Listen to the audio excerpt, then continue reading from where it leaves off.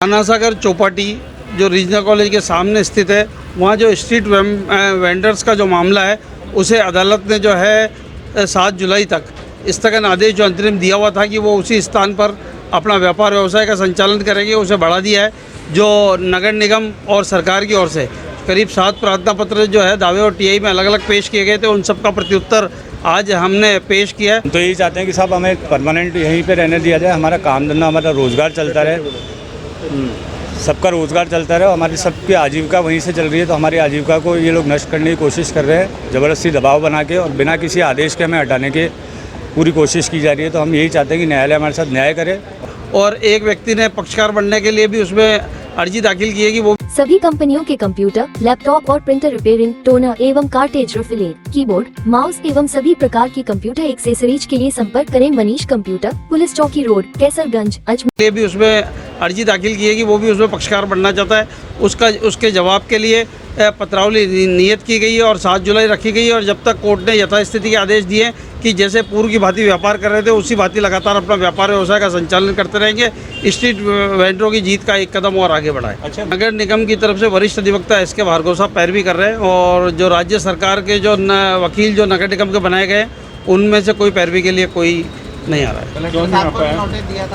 है। जिला कलेक्टर अजमेर को भी जो है इस संबंध में नोटिस दिया गया था, उनकी तरफ से राज्य सरकार के अधिवक्ता जो जेपी शर्मा जी है वो पैरवी कर रहे हैं। क्यों नहीं आ पाए उनकी तरफ से? इस बात का जवाब तो नगर निगम दे सकता है या जो जिनको पैनल लॉयर बनाए वो खुद दे सकते हैं, उसका हमारे पास कोई प्रत्युत्तर नहीं। हमारी बला से नगर निगम चाहे जिससे पैरवी कराए, क्योंकि हमें अपनी बात रखनी है और उन्हें अपना पक्ष रखना है। वो चाहे तो अपने अलग अधिवक्ता करके जवाब पेश करे, चाहे वो अपने पैनल अधिवक्ताओं से कराए। ये मामला जो है सरकार के खुद के सोचने लायक है, ये हमारा इससे कोई वास्ता और सरोकार नहीं। कचरा संग्रहण के हज़ारों रुपए की रसीदें वो काटते हैं। रोज़ कचरा संग्रहण के लिए वाहन के ठेके दे रखे हैं जो जिनका जिम्मेदारी कचरा उठाने की है, उसके बावजूद वो जो जिम्मेदारी स्ट्रीट वेंडरों पे डाल रहे हैं। जबकि स्ट्रीट वेंडर, प्रत्येक स्ट्रीट वेंडर मैं खुद उसका अवलोकन कर आया हूँ, सब प्रत्येक स्ट्रीट वेंडर जो है अपना अपना कूड़ा पात्र रखते हैं, पूरी सफाई की व्यवस्था रखते हैं। निश्चित रूप से आप मान के चलिए कोई खाने पीने का ठेला लगाएगा, वैन लगाएगा, गाड़ी लगाएगा तो निश्चित रूप से वहाँ साफ़ सफाई नहीं रखेगा तो कौन ग्राहक आएगा। क्योंकि आना सागर चौपाटी है, इसका मतलब ही ये होता है लोग यहाँ पर सैर सपाटा करने आए, व्यंजन और मनोरंजन का आनंद ले। चौपाटी पर लोग आते ही परिवार सहित इसीलिए है और सभी बिल्कुल स्वच्छता के लिए ये पूरे कटिबद्ध है। हम लोग प्रत्येक ठेले पे सबके पास डस्टबिन है और सब जो भी रात को अपनी अपनी दुकान वहाँ से ठेला बढ़ाता है वो अपनी सफाई पूरी करके जाता है और उसका हमारे पास प्रत्यक्ष प्रमाण है। सबके पास अपने अपने ठेले का वीडियो बनाया हुआ है। हाँ बस ये जो आरोप जो लगाया जा रहा है वो बिल्कुल सरासर गलत, झूठा, मनगढ़ंत है और ये एक समझिए कि साजिश रची जा रही है। मैं अभी भी बता रहा हूँ कि स्ट्रीट वेंडर्स के यहाँ रोज़ ये सफाई कर जाते हैं, उसका वीडियो भी बना रहे हैं। उसके बावजूद सुबह आते हैं तो कई यहाँ पर वहाँ पर क्वार्टर बियर की खाली बोतलें डाली जाती है। ये एक साजिश रची जा रही है। इस साजिश को कतई कामयाब नहीं होने दिया जाएगा। और आना सागर कोई छोटा आना सागर नहीं है।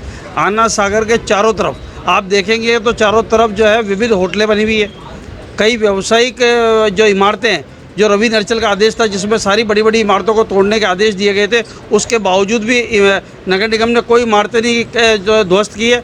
और इस छोटे से स्ट्रीट वेंडरों पर वो जो अपना बुलडोजर चलाना चाहते हैं, वो बुलडोजर ये कोई उत्तर प्रदेश नहीं है भैया, ये अजमेर शहर है।